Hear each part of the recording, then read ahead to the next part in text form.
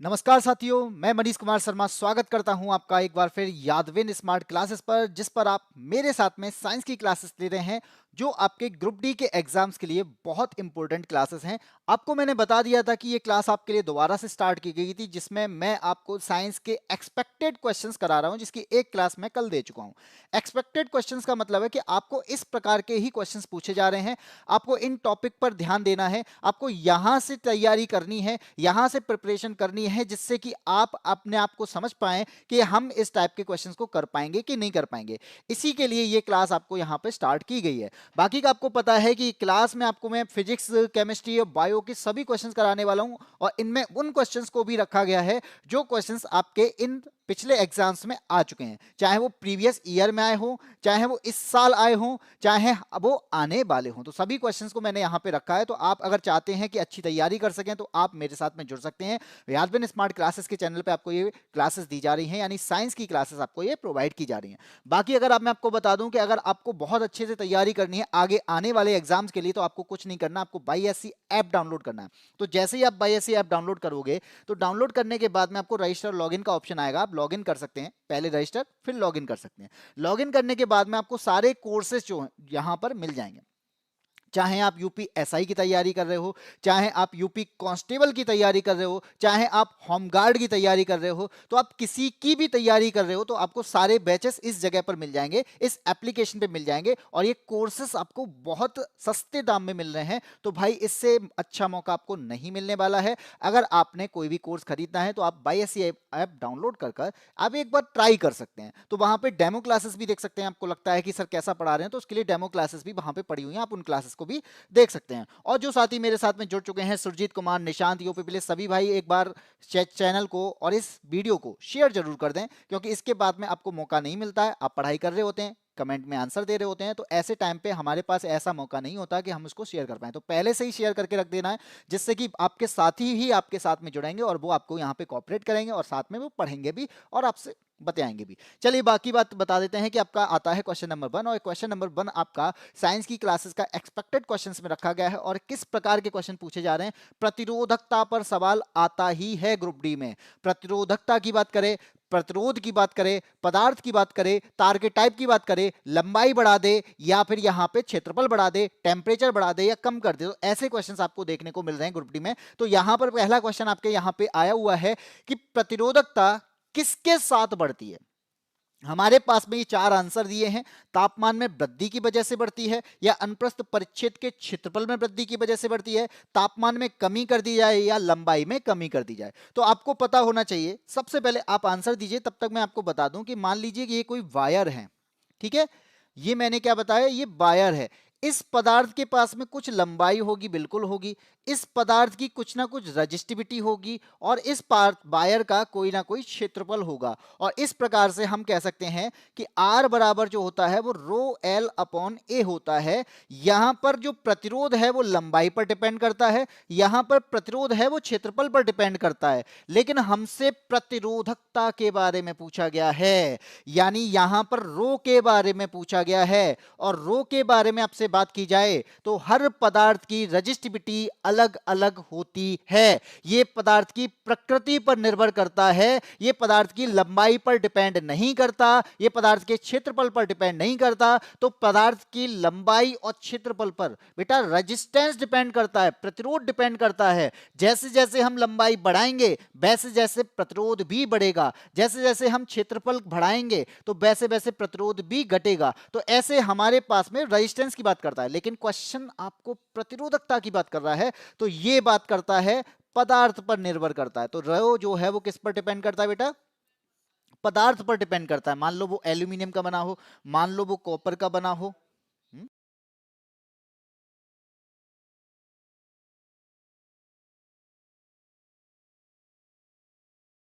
तो यहां पे मैंने क्या बताया, एल्यूमिनियम का हो सकता है, कॉपर का हो सकता है। यहां पर चालक पदार्थ के लिए अगर मैंने तापमान बढ़ा दिया, क्या कर दिया, टेम्परेचर में वृद्धि कर दी, तो जैसे ही मैं टेम्परेचर में वृद्धि करूंगा, तो ये टेम्परेचर पर डिपेंड करता है। अगर आप टेम्परेचर में वृद्धि करेंगे तो यहां पर क्या होगा, यहां पर आप देख पाएंगे कि जो परमाणु होता है ना, उन परमाणु में कंपन होने लगता है। परमाणु में कंपन होगा तो ये कंपन फ्री इलेक्ट्रॉन में बाधा उत्पन्न कर देगा, और फ्री इलेक्ट्रॉन नहीं चल पाएंगे तो क्या यहां पर करंट बन पाएगा? तो यहां पर इसका मतलब है इलेक्ट्रॉन का प्रवाह बाधित करता है। इसी वजह से अगर टेम्परेचर की वृद्धि हो जाएगी तो यहां पर क्या हो जाएगा, रो बढ़ जाएगा। अगर टेम्परेचर की कमी हो जाएगी तो यहां पे क्या हो जाएगा, रो कम हो जाएगा, यानी रजिस्टिविटी कम हो जाएगी। अब क्वेश्चन देखते हैं क्या कहता है। प्रतिरोधकता किसके साथ बढ़ती है? बढ़ने की बात कर रहा है, यानी वृद्धि की बात कर रहा है। तो वृद्धि कब होगी? जब टेम्परेचर में, यानी वृद्धि किस में होगी, टेम्परेचर में वृद्धि कर दी जाए तो यहां पर क्या होगा, रजिस्टिविटी में भी वृद्धि हो जाएगी। तो कितने लोगों ने ऑप्शन नंबर ए दिया है? सुरजीत ने आंसर दिया है, सर मेरी किस्मत धोखा दे गई, आरपीएफ कांस्टेबल में 0.65 माइक्रो सेकंड से रनिंग में डिस्क्वालीफाई हो गया। Amit Kumar good evening, good morning. भाई अगर ये हुआ है तो बहुत गलत हुआ है, थोड़ा सा और ध्यान दे लेते तो शायद हो सकता था हो जाता। लेकिन थोड़ा सा अब ये है कि आपको ये पता चल गया है कि हाँ मुझमें थोड़ी सी कमी है, तो इस कमी को सुधारने की कोशिश करना है। आगे आप एग्जाम देना तो एग्जाम में पहले से सोच के चलना है कि मुझे इतने में क्वालिफाई करना है, इतने में भागना है। तो बेटा रनिंग सबसे बड़ा इंपॉर्टेंट पार्ट होती है जब आप एग्जाम क्वालिफाई कर लेते हैं। तो एक बार मैं ये कहूँगा कि थोड़ा सा और कोशिश कर लेना। अब भाई खराब तो हुआ है, इससे अगर एक रनिंग से आपकी जॉब ना मिल पाए तो वो बहुत खराब चीज होती है। तो कोशिश क्या है कि मेहनत खत्म नहीं करनी है, मेहनत आपको फिर भी करनी है। ठीक है, आगे बढ़ते हैं, क्वेश्चन नंबर 2 पे आते हैं। आपको पता है ये रदरफोर्ड का एक अल्फा कण प्रकीर्णन प्रयोग किया गया था। आपको एक बात अगर मैं कहूं कि रदरफोर्ड ने, आप खोज किसकी की थी, आप तुरंत कह दोगे सर प्रोटॉन की थी। लेकिन मैं यहां पे कह दूंगा कि आपका आंसर, आप एग्जामिनर के पास जाएंगे, प्रोटॉन आंसर देंगे, आपका आंसर हो जाएगा गलत। यहां पे वो खोज की बात नहीं कर रहा है। यहां पे कहता है कि जो अल्फा कर्ण प्रकीर्णन है ना, इसने किसकी खोज में भाग लिया, ये बात कर रहा है। रदरफोर्ड ने खोज किसकी की, इसकी बात नहीं कर रहा। यहां पे पूछा गया है कि जो अल्फा कण प्रकीर्णन का जो प्रयोग किया गया था, इसने किसकी खोज के लिए अपना योगदान दिया था, ये उत्तरदायी है उसके लिए, ये पूछा गया है। तो अब बात करते हैं यहां पे कि जैसे ही हमने क्या किया, जैसे ही यहां पे गोल्ड फॉइल लगाया, परमाणु इतना खाली क्यों होता है, सारा द्रव्यमान, उसका धनात्मक आवेश छोटे से केंद्र में क्यों होता है, ये बात हमें जाननी है। तो रदरफोर्ड आए, रदरफोर्ड ने क्या किया, ठीक है ऐसा करते हैं, इन पे अल्फा कणों की बमबारी करते हैं। लेकिन किस पे करेंगे? सोने की पतली पन्नी ले ली इन्होंने, गोल्ड की फॉइल ले ली, पतली सी पन्नी ले ली, और उस पर क्या किया, अल्फा कणों का प्रकीर्णन किया, यानी इन्होंने किरणें छोड़ी। ठीक है, अब कुछ किरण तो ऐसी थी जो यहां से क्या आ गई, यहां से बाहर निकल गई, और कुछ किरणें ऐसी थी जो वापस आ गई। अगर कोई चीज वापस आ रही है तो इसका मतलब क्या है, वहां पर कोई ना कोई एक ठोस पार्ट है, वहां पर कोई ना कोई, यहां पर कोई ना कोई द्रव्यमान होगा, यहां पर धनात्मक आवेश होगा, जिसकी वजह से यहां पे क्या हुआ कि कुछ पार्ट जो हैं, कुछ किरणें जो हैं वो वापस आ जाती हैं। यानी जो वापस आई है ना, वो परमाणु के अंदर एक छोटे और तो सघन हिस्से की बात करता है, उसके ओर इशारा करता है। तो यहां से समझ में आ गया कि इसके केंद्र में जरूर नाभिक होगा। तो यहां पर नाभिक की खोज के लिए उत्तरदायी बना गया, इसलिए ऑप्शन नंबर बी हो गया। ठीक है, तो आपसे अगर यहां पे पूछा जाए ना किसकी खोज के लिए उत्तरदायी है, तो बेटा याद रखना ये परमाणु के नाभिक की खोज के लिए उत्तरदायी था, जो अल्फा कण का प्रकीर्णन प्रयोग किया गया था। ठीक है, चलिए आगे बढ़ते हैं, क्वेश्चन नंबर आते हैं अगले पर। अगला क्या कहता है बेटा, क्वेश्चन नंबर 3 क्या कहता है। आपको पता है यहां पे अगर मैं बात करूं कि जैसे कोशिका का जो विभाजन होता है, भाई बिना कोशिका विभाजन के वृद्धि नहीं हो सकती। शरीर की वृद्धि करनी है, आपका शरीर बढ़ रहा है, कोशिका का विभाजन हो रहा है। आपके शरीर की चौड़ाई बढ़ रही है, कोशिका का विभाजन हो रहा है। आपके चोट लग जाने के बाद में यहां पर कहीं पर वो मरम्मत हो रही है, तो कोशिका का विभाजन हो रहा है। अब ये जो विभाजन है ना, ये दो टाइप का होता है। कैसा होता है? दो टाइप का होता है। तो कोशिका विभाजन जो होता है दो टाइप का होता है। एक होता है माइटोसिस, क्या होता है, एक होता है माइटोसिस और एक होता है आपका मियोसिस। और जब हम यहां पे इन दोनों की बात करेंगे ना बेटा, तो माइटोसिस का हिंदी का मतलब होता है समसूत्री। क्या होता है? समसूत्री। और मियोसिस का जो मतलब होता है ये होता है अर्धसूत्री। तो बेटा दोनों से एक चीज समझ में आ जानी चाहिए कि जो माइटोसिस है ये समसूत्री विभाजन मतलब गुणसूत्रों का समान विभाजन करेगा, शरीर की वृद्धि के लिए उत्तरदायी है, ऊतकों की मरम्मत के लिए उत्तरदायी है। और जब यहां पर मान लीजिए इस कोशिका का माइटोसिस करना है, क्या करना है, माइटोसिस करना है, तो माइटोसिस में क्या होगा, ये दो पार्ट में डिवाइड हो जाएगी, यानी दो सेल में डिवाइड हो जाएगी। ठीक है, और दोनों दोनों में कितने गुणसूत्र होंगे, 46 गुणसूत्र होंगे, क्योंकि इसके पास में कितने थे, 46 थे। ठीक है, समसूत्री का मतलब समान गुणसूत्र जो है वो डिवाइड हो गए, तब वहां पर होता है माइटोसिस, यानी एक कोशिका, एक पेरेंट सेल दो डॉटर सेल में डिवाइड हो जाती है। इतनी बात समझ में आ गई। जब हम यहां पे मियोसिस की बात करेंगे तो मियोसिस क्या करती है, मियोसिस पहले यहां पे दो पार्ट में डिवाइड होती है, इसके पास 46 गुणसूत्र थे और इसके पास क्या हुआ, यहां पे दो पार्ट में डिवाइड होने के बाद 23 गुणसूत्र आए।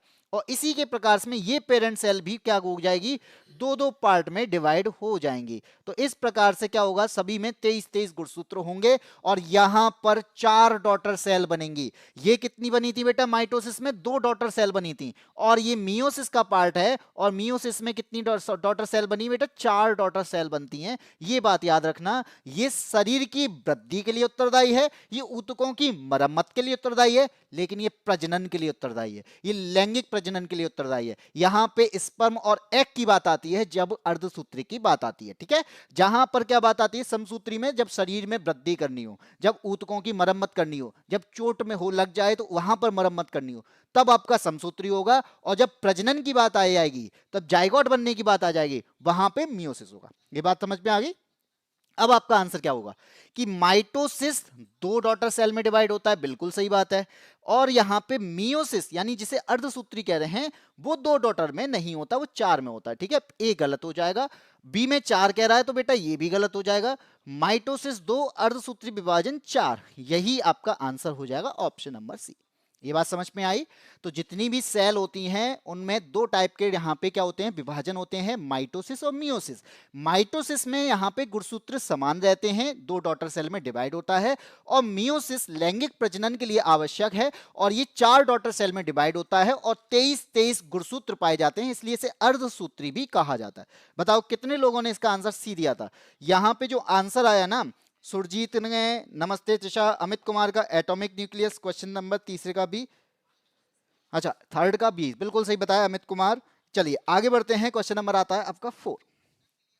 अब आप मान लो एक, आप इस टाइम पे देखते हैं फुटबॉल की बात करते हैं, कुछ टाइम पे यहाँ पे भारत में मैसी आने वाले हैं, तो चलिए आज फुटबॉल की बात करते हैं, लेकिन फुटबॉल में साइंस की बात करते हैं। क्या कहता है, जब आप एक फुटबॉल को लात मारते हैं तो वो उड़ जाता है, लेकिन जब आप एक पत्थर को लात मारते हैं तो आप ऊंचे हो जाते हो। इसका मुख्य कारण क्या है भाई, हम फुटबॉल को लात मारते हैं तो फुटबॉल ऊपर जाती है, और जब पत्थर बड़ा सा पत्थर है तो उसको मारते तो हम ही तो ऐसे करते रहते हैं, पैर में लग जाती। तो किसकी कारण होता है ये पूछा जा रहा है। इसमें आप कौन से नियम को लगाओगे, न्यूटन का पहला नियम काम करेगा कि दूसरा नियम काम करेगा कि तीसरा नियम काम करेगा, जल्दी से बताइए। बल लगाने पर क्या प्रतिक्रिया होने वाली है, जल्दी से बताइए। आप लोग जितने भी लोग देख रहे हैं बेटा आंसर तो दे दिया करो, जिससे क्या होगा कि जिससे मुझे लगे कि आप लोगों को समझ में आ रहा है। आप आंसर नहीं दे पा रहे हो तो कम से कम ये बता दो कि सर समझ में आ गया, दोबारा अगर डाउट है तो डाउट पूछ लो, लेकिन आप आंसर चुपचाप बैठे रहते हो, ये मुझे समझ में नहीं आता। थोड़ा सा रिएक्ट किया करो किसी भी चीज पे, तो थोड़ा सा आपको और बेटर चीजें मिलना स्टार्ट हो जाती हैं। जब आप रिएक्ट ही नहीं करते हो तो भाई जो सामने वाला लगा है पढ़ाया जा रहा है पढ़ा के निकल जाएगा। इसलिए कहते हैं किसी की, एक प्रकार से आप कह सकते हो मेरी टीचिंग स्किल आप सही कर सकते हो। कैसे कि आप क्वेश्चन के आंसर दे दो और मुझे लगेगा कि थोड़ा सा डाउट है तो मुझे और अच्छे से समझाने की कोशिश करूंगा और इजी लैंग्वेज लाने की कोशिश करूंगा, मुझे भी तो समझ में आएगा कि आप लोग क्या करना चाहते हो, क्या कहना चाहते हो।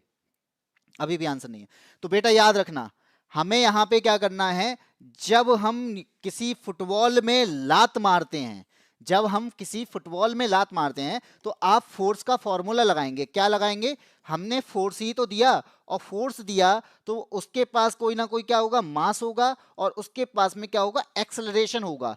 अगर मैं एक्सेलरेशन के लिए लिखूं तो ये क्या हो जाएगा, एफ अपॉन एम हो जाएगा।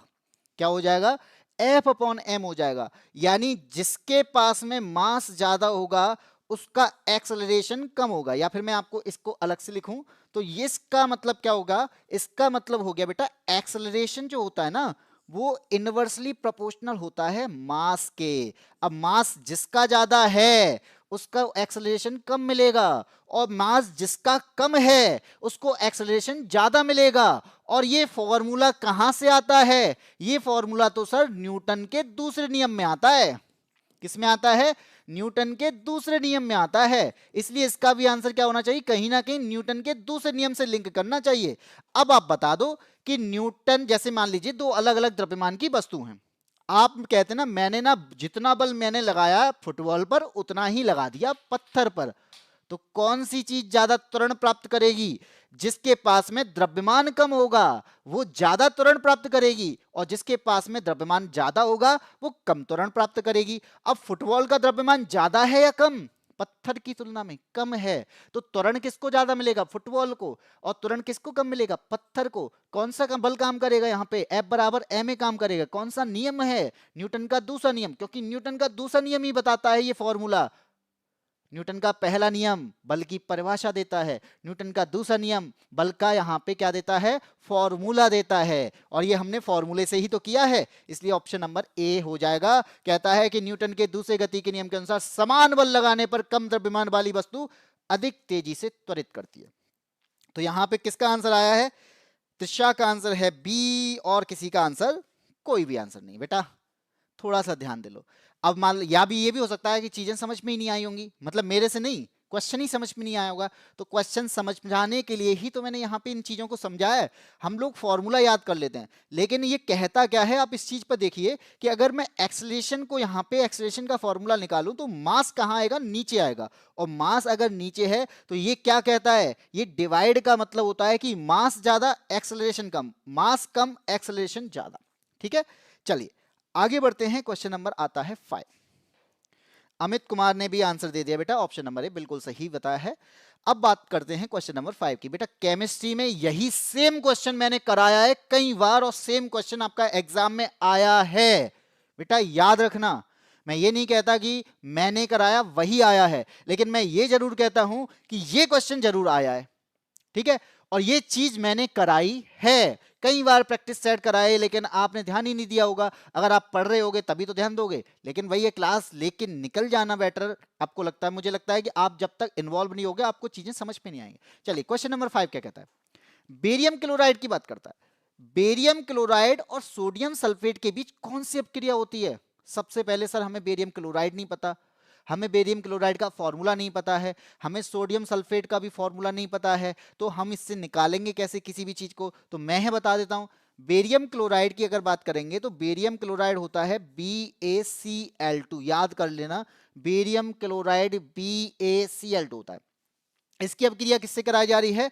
इसकी अपक्रिया कराई जा रही है सोडियम सल्फेट से। सोडियम होता है आपका Na, सल्फेट होता है SO, तो यहां पर हमारा फॉर्मूला बन के आ गया Na2SO4। ठीक है, तो ये सोडियम सल्फेट है। जैसे ही मैं इनकी अपक्रिया कराऊं तो आप इस चीज में थोड़ा सा नोटिस कर लेना। क्या नोटिस कर लेना? कि बेटा जो बेरियम है ना, बेरियम के पास में दो आयन धनात्मक होते हैं। ठीक है, और यहां पर क्लोरीन की बात करेंगे तो क्लोरीन के पास में यहां पर एक आयन होता है नेगेटिव। इसी प्रकार से Na की बात करेंगे तो Na के पास में यहां पर एक पॉजिटिव आयन होता है, और यहां पर SO4 की बात करेंगे तो SO4 के पास में दो नेगेटिव आयन होते हैं। ये बात आप ध्यान रख लेना, और इसी से आपका क्वेश्चन क्या होगा? सॉल्व होगा। ठीक है, तो SO4 के पास में क्या है? दो नेगेटिव आयन है। अब बात करते हैं, जो पॉजिटिव वाला है वो इसके नेगेटिव वाले को अपनी तरफ खींचेगा, और इसका पॉजिटिव वाला इसके नेगेटिव वाले को अपनी ओर खींच लेगा, यानी आयन आपस में बदल जाते हैं, और ये क्या बन जाएगा? ये बन जाएगा Ba और SO4, तो ये बन के आपका बेरियम सल्फेट, प्लस ये Cl2 Na2 के पास चला जाएगा, तो ये क्या बन जाएगा? इसे कहेंगे NaCl। तो ये चीजें आपकी बनकर तैयार होगी। अब आप क्या कहेंगे कि कौन सी अपक्रिया है? हुआ क्या है यहाँ पे? तो मैंने क्या बताया कि भाई बेरियम ने SO4 को खींच लिया, एक बार विस्थापन हो गया, और Na ने Cl को खींच लिया, दो बार विस्थापन हो गया। अगर दो बार विस्थापन हुआ है तो मैं इसे द्विविस्थापन नहीं कह सकता क्या? हाँ जी बिल्कुल कह सकते हैं, दो बार विस्थापन हो रहा है तो इसे द्विविस्थापन अपक्रिया कहेंगे। तो यही तो आपका आंसर हो जाएगा। ये रिएक्शन कौन सी है? ये द्विविस्थापन है। ऑप्शन नंबर आपका कौन सा हो जाएगा? सी आंसर हो जाएगा। कितने लोगों ने इसका आंसर सी दिया है? डबल डिस्प्लेसमेंट, डबल डिस्प्लेसमेंट बिल्कुल सही है। हाँ जी, आपका आंसर देख लिया मैंने, 4 का ए है। और अमित कुमार ने, त्रिशा ने आंसर दे दिया है सी आंसर। बिल्कुल सही बताया बेटा। याद रखना, जब भी ऐसी चीजें आती हैं तो यहाँ पर देखना होता है इनके पास कैसे आयन हैं। ठीक है, जहां पर पॉजिटिव वाला हमेशा नेगेटिव वाले को खींच लेगा, यहाँ का पॉजिटिव वाला इसके नेगेटिव वाले को खींच लेगा। तो ये जो होगा ये डबल डिस्प्लेसमेंट रिएक्शन कहलाती है। और इसी प्रकार से आपका जो आंसर हो जाएगा वो कौन सा हो जाएगा? ऑप्शन नंबर सी हो जाएगा। ठीक है, अब बढ़ते हैं आगे अगले क्वेश्चन पे। क्वेश्चन नंबर आता है आपका 6। तो चलिए ये बताइए, ये क्वेश्चन बेटा अभी ग्रुप डी में पूछा गया, ये सेम क्वेश्चन पूछा गया है। आप अगर मैं ये भी बताऊं कब पूछा गया, तो 29 जो एग्जाम हुआ था 29 नवंबर को, तो 29 नवंबर को किसी एक शिफ्ट में ये क्वेश्चन आया हुआ है, ये मैं बता देता हूं। अब जो 29 नवंबर वाले बच्चे होंगे, आप कहीं पर भी कहीं एनालाइजेशन चल रहा हो, आप वहां से जाके चेक कर लेना, सेम क्वेश्चन पूछा गया है। ठीक है, अब आप आंसर दो। क्वेश्चन नंबर 6 क्या कहता है? द्विविखंडन के एक चक्र के बाद कितनी संतति कोशिकाएं बनती हैं? सबसे पहले आपके पास में आंसर सीधा सीधा दिख रहा है कि जब यहां पर ये कह रहा है द्वि, द्वि कह रहा है, और द्वि का मतलब क्या होता है बेटा? द्वि का मतलब तो दो होता है। क्या होता है? द्वि का मतलब तो दो होता है। और यहां पर अगर मैं इसकी बात करूं तो बेटा बाइनरी आप कंप्यूटर में पढ़ते होगे, जो बाइनरी लैंग्वेज है उसमें दो ही तो होती हैं, 0 और 1। तो इसका मतलब भी क्या होता है? कितना होता है? दो। तो जब दो विखंडन होंगे, द्विविखंडन होगा, तो कितनी सेल बनेंगी भैया? दो ही तो सेल बनेंगी। तो ये ही आंसर हो गया, ऑप्शन नंबर बी आंसर हो गया कि दो डॉटर सेल बनते हैं। ये गया आपका अमीबा, और अमीबा यहाँ पे क्या करता है? अपना विखंडन करता है, यानी बाइनरी फिशन करता है, और फिशन की वजह से ये दो पार्ट में डिवाइड हो जाता है, दो डॉटर सेल बनकर तैयार होती हैं और दो नए अमीबा बनकर तैयार हो जाते हैं, और ये आपका अलैंगिक प्रजनन कहलाता है। B answer, B answer. Trisha Sharma sir प्रणाम, बिल्कुल प्रणाम, नमस्ते। बी आंसर है आरएन ऑफिशियल का और त्रिशा शर्मा का, बिल्कुल सही आंसर है। द्वि का अर्थ बी होता है, दो होता है। चलिए आगे बढ़ते हैं, क्वेश्चन नंबर 7। आजकल आप देख पा रहे होंगे कि सोने चांदी की कीमतें बहुत ऊपर जा रही हैं, और सोने चांदी की अगर कीमतें ऊपर जा रही हैं तो करंट का क्वेश्चन है। कहीं ना कहीं हम सोने चांदी को ऐसा करते हैं, एग्जाम में ले लेते हैं क्योंकि करंट में चल रहा है, तो यही चीज हो रही है, और सोना चांदी आपका क्वेश्चन पूछा गया है। सोना चांदी और प्लेटिनम प्रकृति में किस अवस्था में पाए जाते हैं? अब ये थोड़ी ना है कि आपसे रेट पूछेगा कितना रेट चल रहा है, वही सोने चांदी से लिंक करके पूछेगा। हो सकता है वो जीएस में पूछ ले, हो सकता है वो आपसे यहाँ पे क्या पूछ ले, साइंस में पूछ ले, तो ज्योग्राफी में पूछ लेगा कि सोना कहाँ मिलता है, सोना किस नदी में मिलता है। साइंस में पूछेगा तो वो सोने के बारे में पूछ लेगा। तो ये बात याद रखना, जब भी ऐसी चीजें जो न्यूज में चल रही होती हैं, तो वहां से साइंस के क्वेश्चन, जीएस के क्वेश्चन, ज्योग्राफी के क्वेश्चन निकल कर आते हैं। तो इसलिए क्वेश्चन नंबर 7 आया है, सोना चांदी और प्लेटिनम प्रकृति में किस अवस्था में पाए जाते हैं। आपको पता है धातुएं दो तरीके से निकाली जाती हैं, एक तो सीधे निकाल ली जाती हैं, भाई मिल गया, भाई कोई धातु है वो निकल आई, सीधे निकल आई मिट्टी से। दूसरा तरीका जो होता है, वो दूसरा तरीका हमारे पास में क्या है? हमारे पास में है कि मान लीजिए वो अयस्क के रूप में मिलेगी, तो उसको रासायनिक प्रक्रिया से अलग किया जाएगा। तो दो तरीके हैं। तो हमसे यहां पे पूछा गया है कि वो किस अवस्था में मिलती हैं। तो आप क्या कहेंगे? क्या संयुक्त अवस्था में कंबाइंड रूप से मिलती हैं? क्या वो मुक्त अवस्था में मिलती हैं? क्या वो गैसीय अवस्था में या द्रव अवस्था में मिलती हैं? तो मैं आपको बताना चाहता हूं कि सोना चांदी और प्लेटिनम जो है ना, ये नोबल गैसेस होती हैं, या सॉरी नोबल धातुएं होती हैं। अब आप कहेंगे नोबल धातुएं क्या है मतलब? यानी इनके साथ में रासायनिक रूप से एक्ट रिएक्शन कम होती है, बहुत कम रिएक्शन होती है। और बहुत कम रिएक्शन का मतलब है कि ये आसानी से अन्य तत्वों के साथ में अभिक्रिया नहीं कर पाती हैं। इनकी क्रिया पानी से, हवा से नहीं हो पाती इतनी जल्दी। तो इसी वजह से अगर आप यहाँ पे चांदी पहने, जैसे मैं, तो ये चांदी क्या है, आप देखेंगे कि हवा से, पानी से इतनी जल्दी रिएक्ट नहीं करेगी कि आपने आज पहनी और कल ये काली पड़ जाए। बहुत टाइम लेगी, यानी बहुत धीरे धीरे रिएक्टिव होती है, कम रिएक्टिव होती है, क्योंकि ये शुद्ध रूप में, धात्विक रूप में, प्रकृति में मुक्त अवस्था में पाई जाती है। इसलिए आपका आंसर क्या हो जाएगा? ऑप्शन नंबर बी होगा। अगर ये मुक्त अवस्था में मिल रही है तो इसका मतलब फिर भी चमक रही है, चमक रही है तो इसका मतलब क्या हुआ? रिएक्शन कम हो रही होगी। और अगर रासायनिक रूप से कम सक्रिय है तो ये पानी के साथ में, हवा के साथ में बहुत जल्दी प्रभावित नहीं होगी। और जब वो प्रभावित नहीं होती है तो यही कारण है कि ये ज्यादा टाइम तक चमकती रहती है। तो सोने की चमक भी फीकी नहीं पड़ती है, सोने की कीमत भी आप यहाँ पे देख पा रहे हो वो भी फीकी नहीं पड़ रही है, वो भी बढ़ती जा रही है। आगे बढ़ते हैं, इसका आंसर आपने कितना दिया है? वेदांत भाई यानी आंसर वो वेदांत भाई तो सीधे सीधे यहाँ पे गुड आफ्टरनून किसी और से कर रहे हैं। ठीक है भाई, गुड आफ्टरनून वेदांत। आर्यन ऑफिशियल नोबेल धातु कम गठरी, हाँ बिल्कुल भाई आर्यन ऑफिशियल बिल्कुल सही है। गुड मॉर्निंग, चलिए बेटा गुड मॉर्निंग तो नहीं है, 12:30 बज रहे हैं तो गुड आफ्टरनून जरूर है। चलिए आगे आ जाओ, क्वेश्चन नंबर 8 पे आते हैं। भाई आपको सूजन आ जाती है, आपने देखा होगा कि आपके हाथ पैर कभी कभी सूज जाते हैं, कभी कभी आपको ठोंक जाता है, कूट जाता है तो आप सूज जाते हैं। आपके अंदर तो ऐसी चीजें हैं जिसकी वजह से सूज पा रहे हैं, लेकिन क्या पौधे भी सूजते हैं? क्या पौधों में भी स्वेलिंग आ जाती है? तो यही क्वेश्चन है कि पौधों में स्वेलिंग आती है, और अगर आ रही है तो क्या होगा? उसके आकार में परिवर्तन होगा, और क्या होगा? ये किसी की वजह से होता है, किसके कारण होता है ये पूछा जा रहा है। भाई आपकी तो पता है, आपको किसी ने कूट दिया है, कूटने के बाद आपकी सूजन आ गई, आपके हाथ पैरों में सूजन आ रही है, स्वेलिंग आ गई, वो तो फूल गए होंगे, यानी आकार चेंज हो गया, किसका? सेल का। ऐसे ही पौधों में भी स्वेलिंग आती है, उसकी भी शेप बदल जाती है, कोशिका फूल जाती है, और किस कारण से फूलती है ये आपसे पूछा जा रहा है।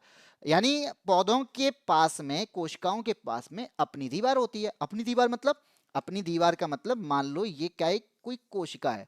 भाई कोशिका है तो ये क्या है? ये बाहर की दीवार है ना, यही तो इसे दीवार कहेंगे, और दीवार की वजह से तो इसका नाम क्या है? Cell wall. क्या नाम है इसका? सेल वॉल नाम है, और ये अपनी दीवार से घिरी है। अब मान लीजिए इसके अंदर ऐसी चीज ज्यादा मात्रा में चली जाए जिसकी वजह से ये फूल जाए, तो जब फुलाव आएगा तो ये सूज जाएगी। किसकी वजह से फुलाव आएगा? तो यहां पर बात आती है कि इसमें बस दो ही चीजें हो सकती हैं, या तो होगा विसरण जिसे हम कहते हैं डिफ्यूजन, या फिर होगा परासरण जिसे कहते हैं ऑस्मोसिस। तो याद रखना, ये विसरण और परासरण में दोनों में जो प्रक्रिया है वो एक ही है, बस फर्क ये है कि ये विसरण कहता है कोई भी चीज, कोई भी गैस, कोई भी पार्ट आपका अगर चला जाए उच्च सांद्रता से निम्न सांद्रता की ओर, मतलब कि मान लो ये सेल थी तो इसके पास में ना प्रोटीन की मात्रा ज्यादा थी, इसके पास में बहुत सारा प्रोटीन है, इसके पास में बहुत सारा प्रोटीन है, इसके पास में ना कम प्रोटीन है। अब इसे क्या करेगी? ये इसे इसको पहुंचाएगी दीवारों के माध्यम से, यहां से प्रोटीन जो है वो दूसरी सेल के पास में जाएगा, यानी उच्च सांद्रता से निम्न सांद्रता की ओर जाएगा, ज्यादा मात्रा से कम मात्रा की ओर जाएगा, और इसे हम कहेंगे विसरण, डिफ्यूजन। तो डिफ्यूजन हो गया जब हम यहां पे किसी पार्ट को, चाहे वो सॉलिड के रूप में हो चाहे लिक्विड के रूप में हो, उसे विसरण कहते हैं। लेकिन अगर होगा क्या?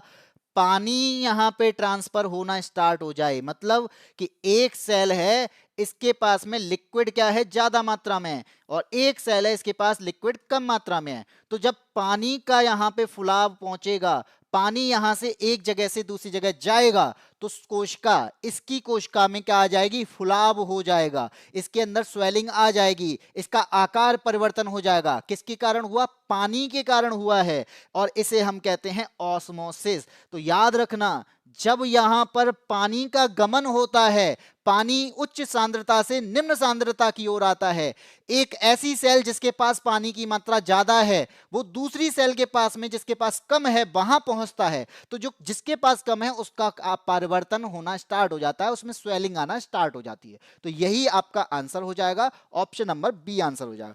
कितने लोगों ने ऑप्शन नंबर बी आंसर दिया है? जल्दी से बताइए। मैं भैया नमस्ते, नमस्ते सर जी। हाँ भी बिल्कुल। त्रिषा जी आप कहाँ से हो? भैया इन्हें बता दो कहाँ से हो, ये आएंगे चाय कॉफी पियेंगे। चलिए क्वेश्चन नंबर 9 की बात करते हैं। अब आपसे बोला जाए भाई सूर्य का प्रकाश है, हाँ जी है, और सूर्य का प्रकाश तो सर सफेद होता है, सफेद यानी श्वेत होता है, यानी अगर वो श्वेत है तो इंद्रधनुष के बनते टाइम में वो वहां पर 7 रंग दिखाई देते हैं। इसका मतलब ये है कि यहां पर कहीं ना कहीं एक प्रिज्म भी होता है, जो बूंदें होती हैं वो प्रिज्म के रूप में काम कर रही होती हैं। और अगर मैं आपको बताऊं कि ये प्रकाश जो है ये आपका श्वेत प्रकाश होता है, और श्वेत प्रकाश जो है जब प्रिज्म से गुजारा जाता है तो गुजारने पर ये 7 रंगों में विभाजित हो जाता है, और 7 रंगों में विभाजित होता है तो ऊपर आता है आपका रेड, जो आपको यहां दिख रहा होगा। तो इसे लिखा जाता है कैसे? विबग्योर के नाम से। और ये उल्टा लिखा जाता है, इसका मतलब क्या है? रेड आपको सबसे ऊपर दिखेगा और वायलेट यानी बैगनी आपको सबसे नीचे दिखेगा। अब वो पूछ क्या रहा है? बैगनी प्रकाश के विचलन की मात्रा किस पर निर्भर करती है? भाई जब ये बाहर निकलते होंगे तो अलग अलग रंग हैं, इनके पास अलग अलग स्पीड होगी। जिसकी स्पीड ज्यादा वो झुकेगा नहीं। भाई झुकता कौन है? झुकता कौन है? जिसके पास स्पीड नहीं है, भाग नहीं पा रहा, तो वो कहाँ देखेगा? किनारा देखेगा कहीं, चलो अब बैठ ही जाऊं, भाग ही नहीं पा रहा हूं तो। और जिसके पास स्पीड है वो सीधे भागेगा, तेजी से भागेगा, उसका विचलन ज्यादा नहीं होगा। इसी वजह से पूछा गया है कि विचलन किसकी वजह से होगा? भाई जिसकी स्पीड होगी। और स्पीड किस पर निर्भर करती है? और स्पीड तो आपकी तरंग दैर्ध्य पर निर्भर करती है। जिसके पास में वेवलेंथ ज्यादा होगी उसकी स्पीड भी ज्यादा होगी। इसलिए आपका आंसर क्या हो जाएगा? इसका आंसर हो जाएगा ऑप्शन नंबर बी। तो बताओ, ये बात समझ में आई? जिसकी वेवलेंथ ज्यादा होगी, तरंग दैर्ध्य। हाँ जी, आ रहे हैं ऑफिशियल। त्रिषा शर्मा वेवलेंथ, वेदांत का आंसर बी, वेदांत में घर से हूं। वाह जी वाह, हम स्टूडियो से हैं, हम जहां हैं वहीं की बताएंगे, हम स्टूडियो से हैं। कोई घर पे होगा, कोई ट्रेन में होगा। भाई क्या बातें चल रही हैं? आंसर इसका हो। बैगनी की तरंग दैर्ध्य सबसे कम होती है, बैगनी की गति सबसे कम होती है, और इसका विचलन जो होता है वो सबसे ज्यादा होता है, ये सबसे ज्यादा झुकती है। और यहाँ पे रेड जो है ना, ये पुष्पा है जो झुकता नहीं है, सीधे भागता है। स्पीड ज्यादा है, स्पीड ज्यादा है, वेवलेंथ ज्यादा है। इसी वजह से सिग्नल जो बनाए जाते हैं उसमें रेड कलर रखा जाता है। रेड कलर स्टॉप के लिए दूर से दिख जाता है, इसी वजह से, क्योंकि दूर तक जा सकती है, वेवलेंथ ज्यादा है, स्पीड ज्यादा है, दूर से दिखाई दे जाएगी। इसी वजह से यहां पर आपको सिग्नल में बैगनी कलर नहीं दिखाई देता है। क्यों? विचलन ज्यादा है। और जब विचलन ज्यादा हो गति कम होगी, और गति कम होगी तो यहाँ पे भाई दूर दिखने ही स्टार्ट बंद हो जाएगा। ये कह रहे हैं कि ये तो हमें बैगनी दिखाई नहीं दे रहा। चलिए, हाँ जी, क्या है? Wavelength divide two 7 colour, red colour wavelength is maximum and, हाँ जी बिल्कुल सही बात है, यही तो मैंने बताया है। चलिए, क्वेश्चन नंबर 10 बात करता है यहाँ पे निषेचन की। निषेचन जिसे फर्टिलाइजेशन कहते हैं। अब बात यहाँ पे पौधों के बारे में। भाई ह्यूमन के बारे में तो सभी जानते होंगे, हम बात कर रहे हैं पौधे के बारे में। यदि निषेचन से पहले स्टिग्मा जो कि वर्तिका के शीर्ष पर होता है, अगर उसे हटा दिया जाए तो क्या होगा? तो आपको यहाँ पे फोटो दिखाई दे रहा होगा। यहाँ पे बोला जा रहा है कि जो स्टिग्मा है, यानी स्टिग्मा, जो आपको ये पार्ट जो दिखाई दे रहा है ना, इसे स्टिग्मा कहते हैं। ठीक है, इस पार्ट को हम क्या कहते हैं? स्टिग्मा कहते हैं। और बोल रहा है कि इसके स्टाइल के शीर्ष पर होता है। स्टिग्मा जो है, मैं आपको दिखाऊं, ये पूरा पार्ट है ना, ये हरा हरा वाला पार्ट आपको दिखाई दे रहा होगा, ये क्या है? इसे कहते हैं हम, इसे क्या कहते हैं? स्टाइल कहते हैं। क्या कहते हैं? इसे स्टाइल कहते हैं। और ये ऊपर वाला जो पार्ट दिखाई दे रहा है, ये पार्ट, इसे कहते हैं हम स्टिग्मा। तो ये जो पूरा पार्ट है तो इसे स्टाइल कहते हैं, और जो आपको सबसे ऊपर वाला पार्ट दिख रहा है इसे स्टिग्मा कहते हैं। तो अब यहां पे पूछा गया, मान लो इसे हटा दें। भाई हटा देंगे तो क्या होगा? हटा देंगे तो यहां पर पराग कण जो हैं, जो आपको मेल पार्ट जो दिख रहा है, वो इसके अंदर नहीं जा पाएगा। और अगर वो इसके अंदर नहीं जा पाएगा तो यहां पर निषेचन नहीं हो पाएगा। और अगर निषेचन नहीं होगा तो यहां पर बीजाणुओं का निर्माण नहीं हो पाएगा। अगर बीजाणुओं का निर्माण नहीं होगा तो ये फल में कन्वर्ट नहीं हो पाएगा। और फल में कन्वर्ट नहीं होगा तो पेड़ से फल मिलेंगे कैसे? फूल ही तो फल में कन्वर्ट होता है। तो यहां पर यही तो चीज है कि जब यहां पर इसके स्टिग्मा को हटा देंगे, स्टाइल से स्टिग्मा को हटा देंगे, तो ये एंथर वाला पार्ट जो है वो इसके अंदर एंटर नहीं कर पाएगा। और एंटर नहीं कर पाएगा तो यहां पर फूल का फल में कन्वर्ट होना नहीं हो पाएगा, यानी निषेचन नहीं होगा, फर्टिलाइजेशन नहीं होगा। अब बताओ आंसर क्या होगा? परागकण अंडाशय तक सीधे पहुंच जाएंगे। परागकण हो अगर अंडाशय तक कैसे पहुंच जाएंगे भैया? सीधे हटा देंगे तो अंदर जाएंगे ही नहीं। परागण हो जाएगा लेकिन निषेचन नहीं होगा। तो ये परागण कैसे होगा, जब वो अंदर नहीं आ पा रहा तो अंदर जाना ही तो परागण है, तो परागण नहीं होगा तो निषेचन कैसे होगा। अब बात करता है परागकण अंकुरित नहीं होंगे और निषेचन नहीं होगा। ये बात कहीं ना कहीं सही है कि परागकण अंकुरित नहीं होंगे और यहां पर कण जो है वो अंदर नहीं जाएंगे, और अंदर नहीं जाएंगे तो निषेचन भी नहीं होगा, इसलिए ऑप्शन नंबर सी आंसर हो जाएगा। तो कितने लोगों ने सी आंसर दिया है? Red flag, C answer, C answer. Sir वायु हिंदी में कितना मस्त पढ़ाते हैं भैया। अगर आपको अच्छे से पढ़ना है तो ना आप एप्लीकेशन पे भी जा सकते हैं, वहाँ पर भी मैंने पढ़ाया है। इसके अलावा बहुत सारी क्लासेस दे रखी हैं, अगर आपने चाहे बायो की बात हो, चाहे फिजिक्स की बात हो, चाहे केमिस्ट्री की बात हो, पूरी पूरी प्लेलिस्ट तैयार होकर बैठी है।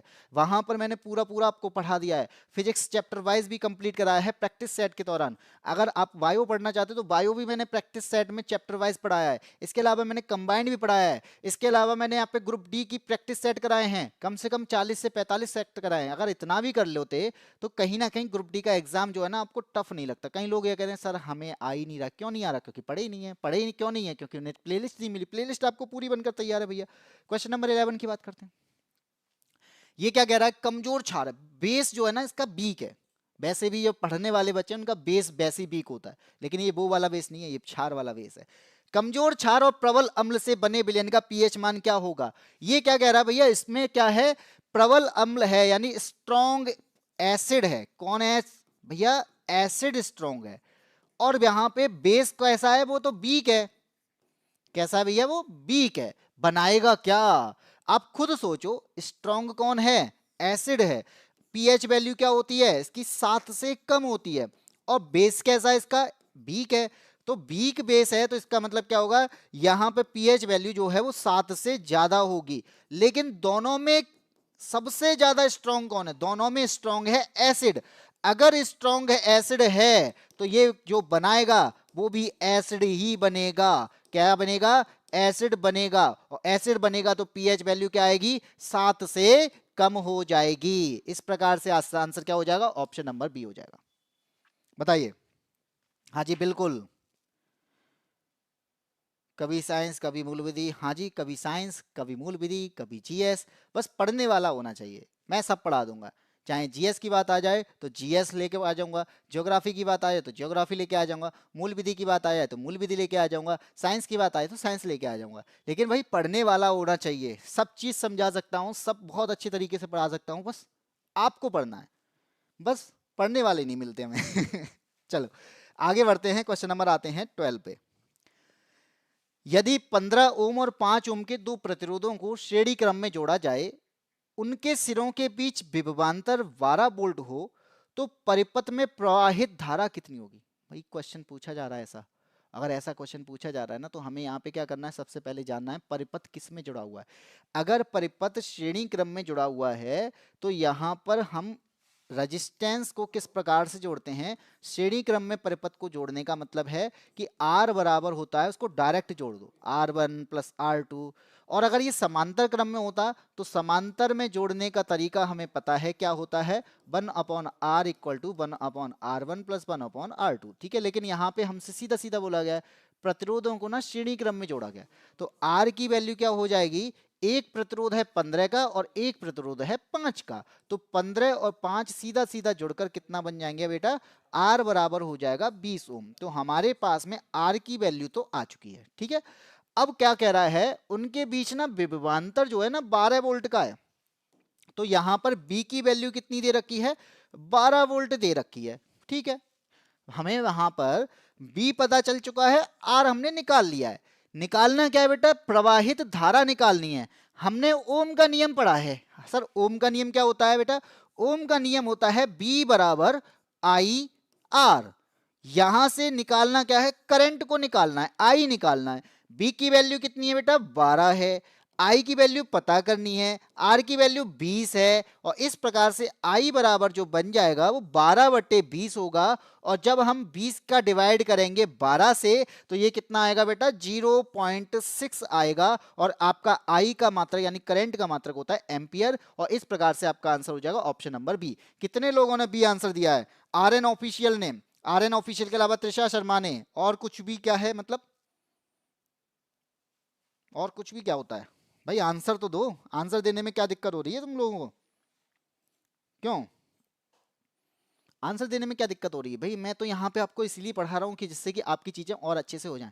सारे क्वेश्चन आपके इस एग्जाम में पूछे जा रहे हैं, ये जितने भी क्वेश्चन कराए हैं सभी एग्जाम में पूछे गए ही क्वेश्चन हैं, जो आपको 27 नवंबर में मिल जाएगा, कोई आपको 28 नवंबर में मिल जाएगा, कोई आपको अभी तक 29 नवंबर या 1 दिसंबर को वो एग्जाम है, ऐसे क्वेश्चन ही आपको मिलने वाले हैं। क्वेश्चन कहता है एक गोलाकार लेंस की वृत्ताकार रूपरेखा का प्रभावी व्यास क्या कहलाता है?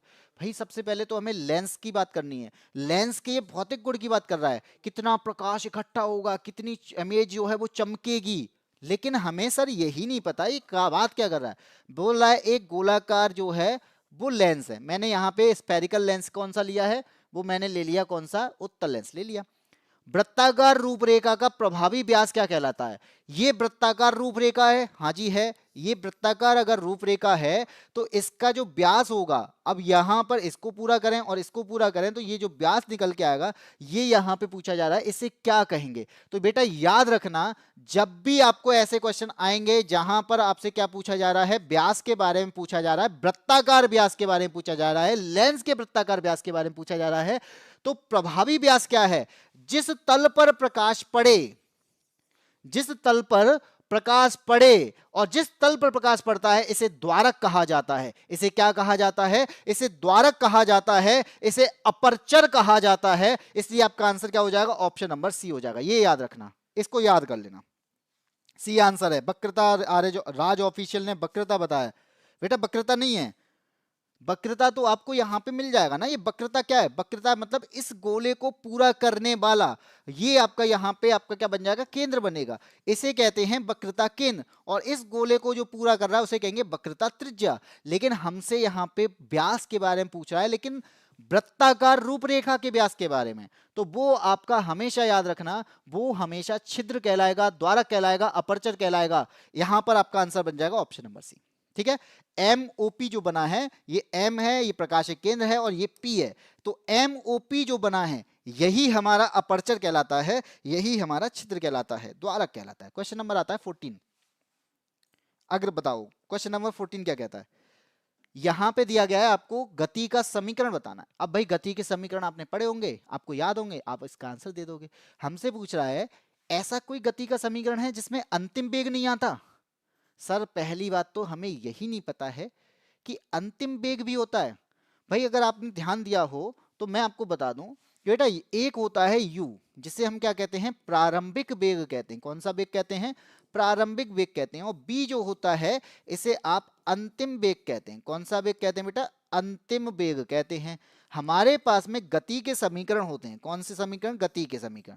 और गति के समीकरण अगर हैं तो गति के समीकरण कितने हैं? तो आप क्या बताओगे सर? 3 होते हैं। हाँ जी बिल्कुल होते हैं। अगर 3 हैं तो वो ये भी बता दो कौन कौन से होते हैं। एक समीकरण होता है पहला वाला जिसे कहते हैं b बराबर यू प्लस ए टी। कौन सा होता है? b बराबर यू प्लस ए टी। क्या इसके अलावा दूसरा कौन सा होता है? तो s बराबर U T plus half A T square. ठीक है सर, इसके अलावा कौन सा होता है? तीसरा होता है, क्या होता है? बी स्क्वायर बराबर यू स्क्वायर प्लस 2as। हमसे क्या पूछा गया है? ऐसा कौन सा समीकरण है जिसमें अंतिम वेग नहीं है?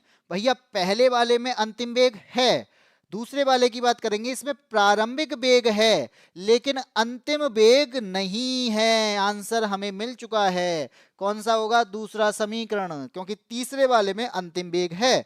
तो अंतिम वेग किस में नहीं है? दूसरे समीकरण में नहीं। कितने लोगों ने इसका आंसर दिया है? अब इसका आंसर मैं देखता हूं। मोस्ट थैंक्स राधे कृष्णा, दूसरा बी आंसर राज ऑफिशियल का। त्रिशा का आंसर बी। और इसके अलावा भाई और लोगों के आंसर क्यों नहीं आ रहे भाई? चीजें समझ नहीं आ रही हैं बोल दो, अगर आ रही हैं ये भी बता दो, आंसर आ रहा है तो बोल दो। कमेंट नहीं करोगे तो कैसे पता चलेगा मुझे कि आप लोगों ने सही बताया है कि नहीं बताया। और इसके अलावा आपकी कमजोरी क्या है? देखो वीकनेस किसी की जाननी होती है ना, उसको पहले इन्वॉल्व होना पड़ता है तभी पता चलता है वीकनेस। ऐसे पता नहीं चलता कि हम बस चुप बैठ के एक कोने में और कोई हमसे कहे कि हमारी वीकनेस बता दो। कौन बता देगा? नहीं बता पाया, क्योंकि आप जब सोशल नहीं हो पा रहे हो, आप जब किसी भी चीज को बोल ही नहीं रहे हो, तो वहां पर चीजें आपके निकल के नहीं आएंगी। तभी तो मुझे पता चलेगा कि आपके डाउट क्या हैं, तभी तो मुझे पता चलेगा कि इस प्रकार के क्वेश्चन आपको आ रहे हैं कि नहीं आ रहे हैं। तो आंसर जब दो ना, तो आंसर दोगे तो मुझे समझ में आता है कि चीजें आपके समझ में आ रही हैं। ये रट लिया था, बहुत बढ़िया रट लिया है। तो चलो आगे बढ़ते हैं, क्वेश्चन नंबर 15। निम्नलिखित में से ध्वनि के बारे में कौन सा कथन सही है या कौन से कथन सही हैं? दो हमें कथन दे रखे हैं, हमारे पास विकल्प दे रखा है, हमें बताना है कौन सा सही है। हो सकता है पहला सही हो सकता है दूसरा सही हो सकता है दोनों सही हो सकता है दोनों गलत हो। तो बता दो। सबसे पहले क्या कहता है बेटा, ध्वनि जो है ना नॉन मैकेनिकल वेव है। कैसी है? नॉन मैकेनिकल वेव है। बेटा एक चीज बताओ, साउंड कैसा है? साउंड अगर नॉन मैकेनिकल होता तो इसका मतलब क्या है, इसे माध्यम की जरूरत नहीं होती। मतलब सर इसका मतलब यह है कि ध्वनि जो है वो कैसी होती है, यांत्रिक तरंगें होती हैं। ध्वनि एक प्रकार की मैकेनिकल वेव होती है, और अगर ये मैकेनिकल वेव है तो यही कारण है कि इसे माध्यम की आवश्यकता होती है। ध्वनि को चलने के लिए कणों की जरूरत होती है, माध्यम की जरूरत होती है। ये कण बनाए हैं मैंने। जब हम यहाँ पे वाइब्रेशन देते हैं तो वाइब्रेशन की वजह से ये कण जो है गति करने लग जाता है, और गति करेगा तो इस वाले से टकरा जाएगा, और जब ये टकरा जाएगा तो ये वाला गति करना लग जाएगा। तो ये इसी प्रकार से एक दूसरे से टकराते हैं, गति जो होना स्टार्ट हो जाती है। इसी प्रकार से साउंड एक जगह से दूसरी जगह पर जा पाता है। मैं जो बोल पा रहा हूं ना, ये बोलने का रीजन क्या है, मैं यहां से वाइब्रेशन दे रहा हूं। इसे क्या दे रहा हूं? वाइब्रेशन। मेरे पास में वोकल कॉर्ड्स पाए जाते हैं, इनमें होता है वाइब्रेशन। तो वाइब्रेशन की वजह से मैंने कणों को डिस्टर्ब कर दिया। कणों को डिस्टर्ब कर दिया मतलब कण डिस्टर्ब हो गए, यहां पे कण जो थे वो एक दूसरे से टकराने लग गए, और जब ये एक दूसरे से टकराए तो आवाज जो है वो सामने वाले तक पहुंच गई। तो इसी प्रकार से क्या होगा, कण टकराते रहते हैं, और टकराना जहां पर बंद हो जाता है आवाज वहीं तक रुक जाती है, उसके बाद आवाज जो है वो आगे नहीं जाती है। इसलिए ध्वनि जो है वो यांत्रिक तरंगे हैं, मैकेनिकल वेव है, इसे माध्यम की आवश्यकता होती है। लेकिन अयांत्रिक का मतलब है इसे माध्यम की आवश्यकता नहीं होती। तो पहला तो गलत हो गया। दूसरा कहता है कि ध्वनि के प्रसार के लिए माध्यम की आवश्यकता होती है, ये तो मैं बता ही रहा हूं ना इतनी देर से कि होती है। सेकंड सही है, तो आपका आंसर हो जाएगा ऑप्शन नंबर बी, केवल कथन टू सही है। कितने लोगों ने आंसर दिया है केवल कथन two? Raj official, Trisha, question का लेवल अच्छा है इसलिए ये लोग आंसर नहीं दे रहे हैं, डरते हैं भाजी। भाई ऐसे लेवल तो एग्जाम में आ गया तो फिर वहां पे भी डर के आ जाना, और डर डर की वजह से फिर कहोगे कि सर एग्जाम क्वालिफाई नहीं हो पाया, और फिर डर की वजह से ही घर वाले जो हैं किसी दिन कह देंगे बेटा अब मुझे डर लगता है कि आपकी प्रिपरेशन कंटिन्यू की जाए कि नहीं की जाए। फिर एक दिन आपको डर लगेगा कि मैं कुछ कर पाऊंगा कि नहीं कर पाऊंगा, और इसी डर से आप निकल जाओगे कहीं पर जॉब करने के लिए। फिर वो आपको जो वहां पे बॉस होगा वो आपको डराएगा, और डराने के बाद में आपको प्रेशर डालेगा, आप फिर भी डरते रहोगे। बेटा जिंदगी भर डरना है तो फिर यहाँ पे कुछ आगे कर ही नहीं पाओगे। एक प्रेशर से बेटर है कि डरना छोड़ो, पढ़ना स्टार्ट करो। और जिस दिन आपने पढ़ना स्टार्ट कर दिया, जहां पर आपको चीजें समझ में आना स्टार्ट हो गई, जिस दिन आपका एग्जाम क्वालिफाई हो जाएगा, आपके अंदर से डर खत्म हो जाएगा। बेटा डर के आगे ही जीत होती है, वो भले ही एक स्लोगन है लेकिन वास्तव में यही है कि डरना जिस दिन छोड़ दोगे आपको आगे जीत मिलती चली जाएगी। जैसे पहले हम लोग भूत चुड़ैल से डरते थे, लेकिन आज के टाइम पे क्या भूत चुड़ैल हमें डर लगता है क्या? हम फिर भी रात में निकल जाते हैं। क्योंकि क्यों निकल पाते हैं? क्योंकि हमारे माइंड से वो डर खत्म हो चुका है। तो जब डर खत्म हो जाता है ना तो हमारे कदम आगे बढ़ने लग जाते हैं। डरना नहीं है, आगे बढ़ना है। तो आगे बढ़ने के लिए अगर आपको रास्ते देखने हैं तो सबसे पहले आपको एक चीज पर काम करना होगा, कॉन्फिडेंस लेवल बूस्ट करना पड़ेगा। लेकिन कॉन्फिडेंस बूस्ट कब होगा? जब आपके मन से डर खत्म होगा। तो डर खत्म करो, डर को मारो गोली और आगे बढ़ो। और जिस दिन आगे बढ़ोगे आपको चीजें अपने आप क्लियर होना स्टार्ट हो जाएंगी। आपको दूसरे लोग डराना भी बंद कर देंगे। जब तक आपको डर है तभी तक आपको लोग डरा सकते हैं। ठीक है, इसलिए मैंने ये सारा भाषण दिया। आगे अगर समझ में आ जाएगा तो ठीक है। हाँ बिल्कुल ये बात सही कही है आर एन ऑफिशियल ने, डर से युद्ध करो। बेटा डर से युद्ध करना पड़ता है। हर कोई डराने बैठा है आपको यहाँ पे। बेटा भय, एक शायद फिल्म आई थी जिसमें बताया गया था भय, जिसकी वजह से बहुत लोग कुछ करते। जैसे आपको अगर मैं ये कह दूं ना कि आपको फाइन लगेगा 500 रुपये अगर आप कहीं पे थूकते हैं, तो आप गंदगी फैलाते हैं, आपके माइंड में डर बैठ जाएगा। और डर बैठेगा तो आप गंदगी नहीं फैलाओगे, क्योंकि आपको पता है यार 500 रुपये देने पड़ेंगे। यही होता है डर। ठीक है। और जब अब ऐसा नहीं है कि सर डर को मारो गोली बोला मैं तो थूकूंगा, 500 रुपये देने पड़ेंगे। चलो क्वेश्चन नंबर आते हैं 16 पे। पौधे के सभी भाग समान मात्रा में वृद्धि क्यों नहीं करते? आपको पता है बेटा पौधे जो हैं वृद्धि करते हैं, बिल्कुल करते हैं। और अगर ये वृद्धि करते हैं, क्या सारे भाग समान मात्रा में वृद्धि करते हैं? ये बात हमसे पूछी जा रही है। अब आपने देखा होगा कि जड़ें कहीं और वृद्धि करती हैं लेकिन बहुत तेजी से नहीं बढ़ती हैं। आप देखते हैं तना कुछ और तरीके से वृद्धि करता है। आप देखते हैं कि जो शाखाएं हैं वो अलग तरीके से वृद्धि करती हैं, पत्तियां अलग तरह से ग्रो करती हैं। तो भाई समान तरीके से ग्रो क्यों नहीं कर रहे हैं, अलग अलग तरीके से ग्रो क्यों कर रहे हैं? तो इसका आंसर क्या हो जाएगा कि आपको पता है कि सूर्य का प्रकाश जो है जब इन पर पड़ता है, प्रकाश पड़ता है किस पर?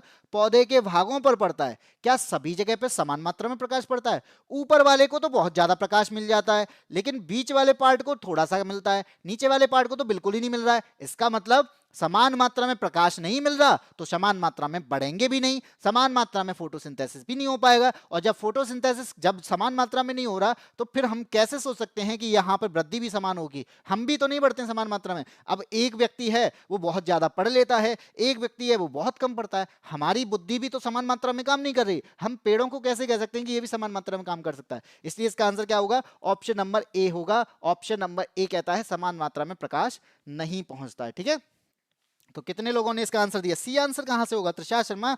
यहां पे ए आंसर होगा। गुरुत्वाकर्षण के कारण, गुरुत्वाकर्षण के कारण तो यहां पे क्या होता है? गुरुत्वाकर्षण के कारण जो जड़ें हैं ना उनमें वो उनकी वृद्धि होती, लेकिन गुरुत्वाकर्षण के कारण नहीं होती, वो उसके कारण नहीं होती है। गुरुत्व अनुवर्तन होता है, हम गुरुत्व की ओर बढ़ते हैं, जब जड़ें गुरुत्व की ओर बढ़ती हैं उसे गुरुत्व अनुवर्तन कहा जाता है। लेकिन ये जरूरी नहीं है कि गुरुत्वाकर्षण के कारण ही वो पेड़ जो है वो बढ़ रहा है। ठीक है, यहां पे उसका कोई रोल नहीं है, वो बस अनुवर्तन है, उसको फॉलो करता है।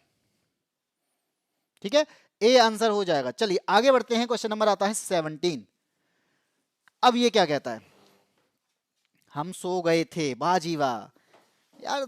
एएसपी तुम्हारा रोल अलग ही है, कभी कहते हो हम हमारे आता नहीं है, फिर कहते हो कि हम सो गए थे, कभी कहते हो हम कहीं चले गए थे। जब पढ़ने की बारी आती है तभी तुम यार इधर उधर चले जाते हो। कम से कम भाई पढ़ने के टाइम पे तो अपने लिए टाइम निकाला करो। चलो क्वेश्चन नंबर आता है अगला, क्या कहता है बेटा?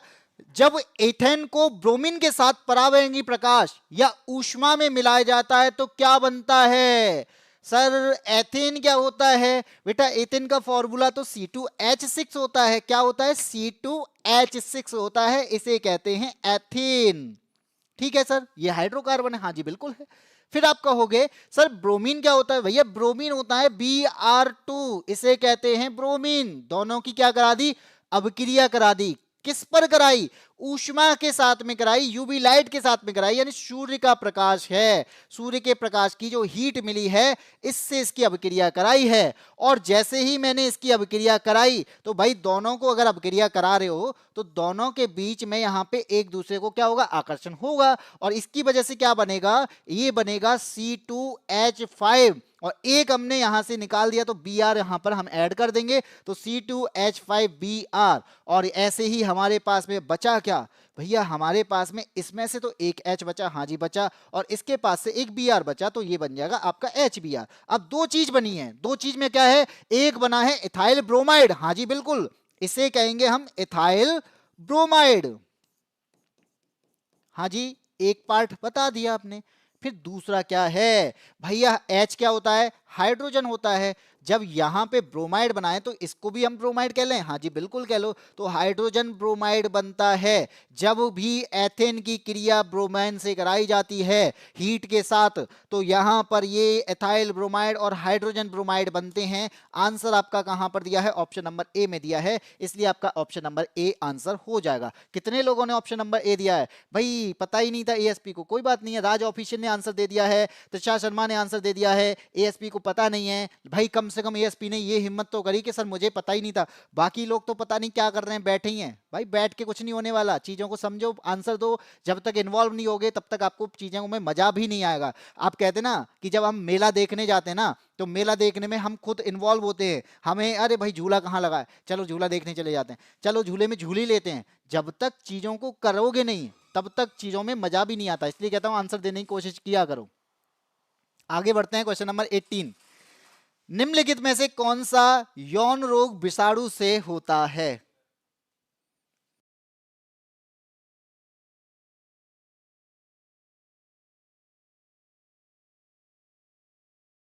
ठीक है, हमसे पूछा गया है कौन सा यौन रोग विषाणु से होता है। आपके पास में चार ऑप्शन है।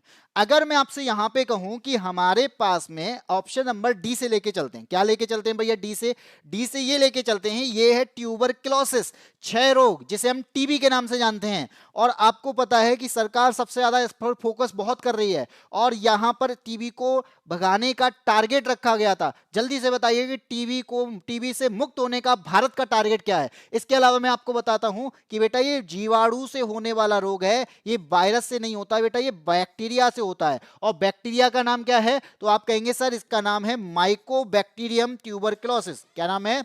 Mycobacterium tuberculosis. तो आपसे इसका नाम पूछा जाए इस बैक्टीरिया का, तो आपके पास में इसका आंसर भी होगा कि ये क्या है, कौन सा बैक्टीरिया है? Mycobacterium tuberculosis. और यहां पर ये फैलता कैसे है? तो आप क्या कहेंगे भाई, सामने वाले को खांसी है तो वो खांसी जब उसके बैक्टीरिया बाहर निकलेंगे तो हवा में शामिल हो जाएंगे, और हवा में शामिल हो जाएंगे तो वो हवा से हमारे पास भी आएंगे, और इसकी वजह से टीबी जो है वो एक जगह से दूसरी जगह पर पहुंच जाता है। तो ये आपका वायरस से होने वाला रोग नहीं है, ये बैक्टीरिया से होने वाला रोग है। टाइफाइड, वही बुखार आ जाता है, हाँ जी आता है। टाइफाइड ये भी किससे होता है बेटा? दूषित भोजन से होता है। अगर आपका कोई पानी भोजन आपने ऐसा कर लिया जो कैसा है, पॉल्यूटेड हो, खराब हो, दूषित हो, तो उसकी वजह से भी यहाँ पे क्या हो जाता है, हमें टाइफाइड हो जाता है। लेकिन ये बैक्टीरिया ही तो हमारे अंदर जाएंगे, तो वो बैक्टीरिया कौन सा हमारे अंदर चला जाता है बेटा? तो बेटा जीवाणु का नाम है।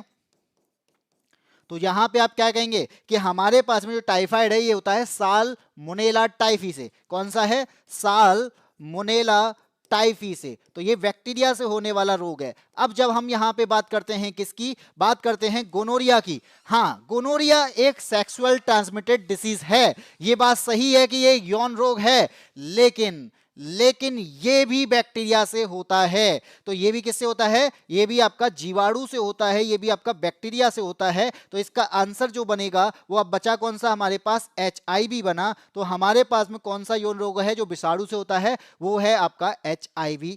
HIV तो खुद वायरस है, HIV तो खुद वायरस है, एड्स होता है वैसे तो। आंसर यहाँ पे कहीं ना कहीं HIV भी नहीं होना चाहिए, HIV तो वायरस है। 2025 तक खत्म करना था SDG 80%। हाँ बिल्कुल ये बात सही है कि हमारा जो सस्टेनेबल डेवलपमेंट गोल है कि टीबी को खत्म करना है, तो 2025 का हमने टारगेट रखा था, और हमने टीबी को कम से कम 80 से 90% खत्म भी कर दिया है, और हम टीबी को बहुत जल्द ही भारत से खत्म कर देंगे। और अब आपका आंसर क्या हो जाएगा? अब 2 साल बढ़ा दिए गए, यहाँ पर ये भी बात सही है। चलिए आगे बढ़ते हैं अगले क्वेश्चन पे। क्वेश्चन नंबर आता है आपका 19। यदि प्रजनन स्वास्थ्य, रिप्रोडक्टिव हेल्थ अच्छा है तो गर्भ अवस्था में क्या परिणाम होगा? आपको पता है कि हमसे रिप्रोडक्शन से बहुत सारे क्वेश्चन पूछे जा रहे हैं। अब रिप्रोडक्शन में क्या क्या आता है बेटा?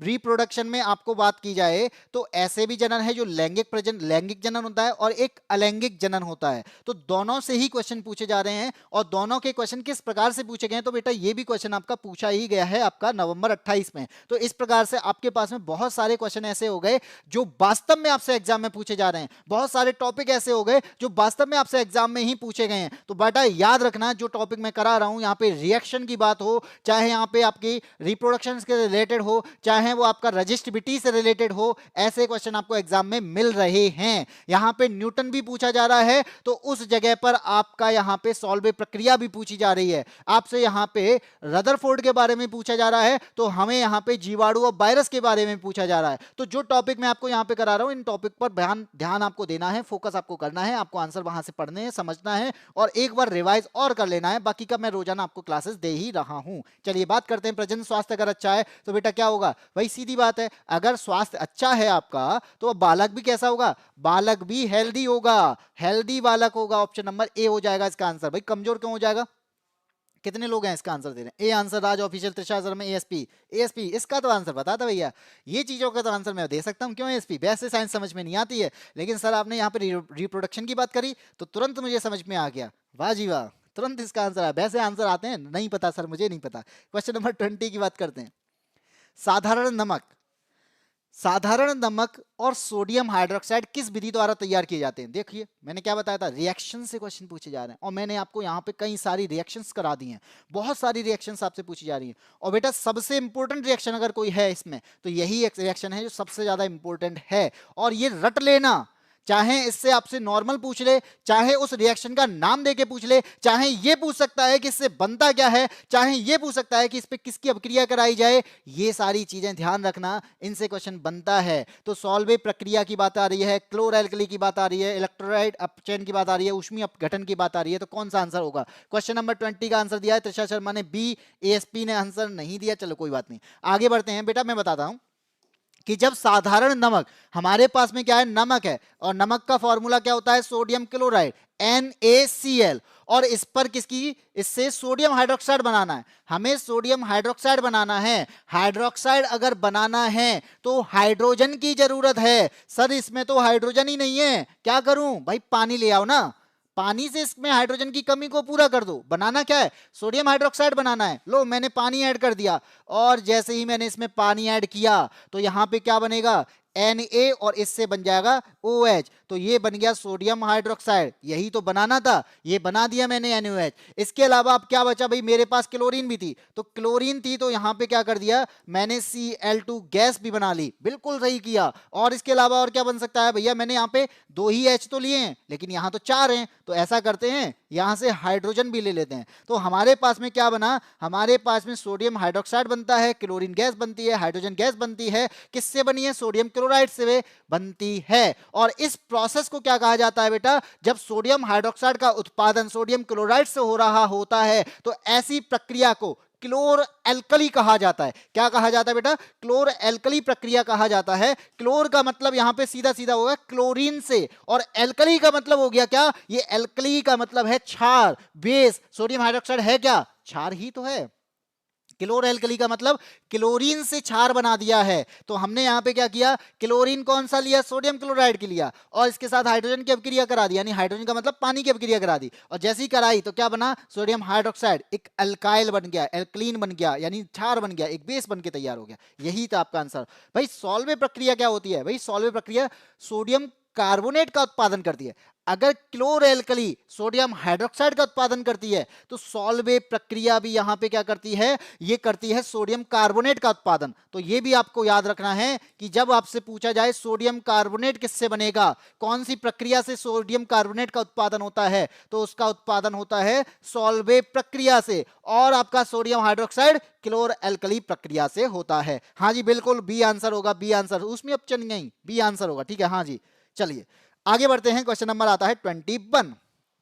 लो एक और क्वेश्चन आ गया आपका सही, लेड नाइट्रेट की बात करता है। अब क्वेश्चन को मैं तब कराऊंगा जब आप इसका ये बता दोगे कि लेड नाइट्रेट का फॉर्मूला क्या होता है। केमिकल का फॉर्मूला, यानी जब हमसे पूछा जा रहा है तो हमें पहले इसका फॉर्मूला पता होना चाहिए, तभी तो हम यहां पे कुछ बना पाएंगे।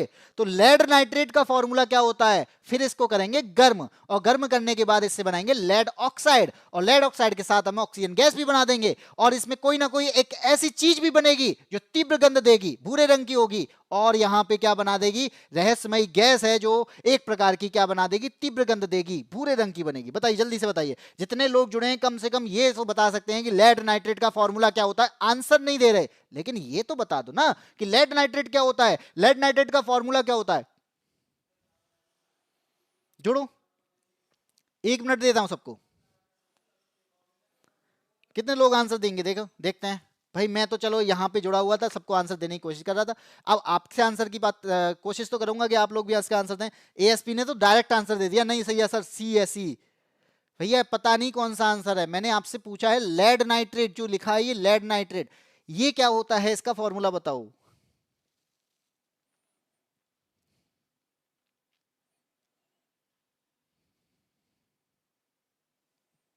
लो इतनी देर में तो सर्च कर लेते। चलो बाकी का मैं बता दूं, लेड नाइट्रेट क्या होता है बेटा, लेड होता है आपका Pb, हाँ जी बिल्कुल, और नाइट्रेट क्या होता है सर, नाइट्रेट होता है NO3, तो यहाँ पे PbNO3 बन जाएगा, बस थोड़ा सा फर्क है। जब हम इसको क्या कर देंगे, होल ट्वाइस कर देंगे, NO3 का होल ट्वाइस, तो ये बन जाएगा आपका क्या, लेड नाइट्रेट। इसी को कहते हैं हम क्या, लेड नाइट्रेट कहते हैं। अब इसकी अभिक्रिया करानी है, क्या करना है, इसको गर्म करना है, इसको क्या करना है बेटा, हीट देनी है। और जब हम इसे हीट देते हैं तो हीट देने के बाद इससे बनेगा क्या, उसने खुद कह दिया कि ऐसा करो, ये चीज बना दो, क्या बना दो, लेड ऑक्साइड बना दो। लेड ऑक्साइड मतलब पीवी और ओ ले लो। तो मैंने यहां पे क्या कर लिया, 2 लेड निकाल लिए और 2 यहां पे क्या कर लिया, ऑक्सीजन ले लिए, 2 PbO कर दिया। और PbO होता क्या है, इसी को कहते हैं लेड ऑक्साइड। ठीक है।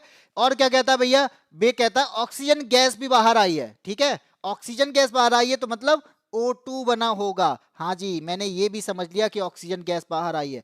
क्या बच रहा है अब भाई, हमारे पास में हमने यहाँ पे 6 O2 थे, यहाँ पे O2 हमने निकाल लिया, ऑक्सीजन निकाल लिया।